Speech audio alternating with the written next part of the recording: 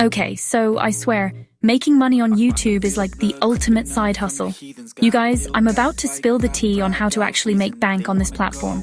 First off, there's ad revenue, which is like the OG way to earn cash. You need 1,000 subs and 4,000 watch hours. But once you're in, it's basically free money. Then there's sponsored content, which is honestly my fave. You get to work with cool brands and get paid to talk about stuff you actually like. Where was I? Oh yeah, merch. Selling your own stuff is such a vibe.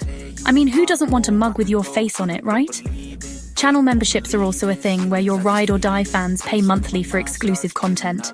And lastly, there's crowdfunding. It's like, your viewers can literally just give you money because they love you. I don't know, it's just wild how many ways there are to secure the bag on YouTube these days.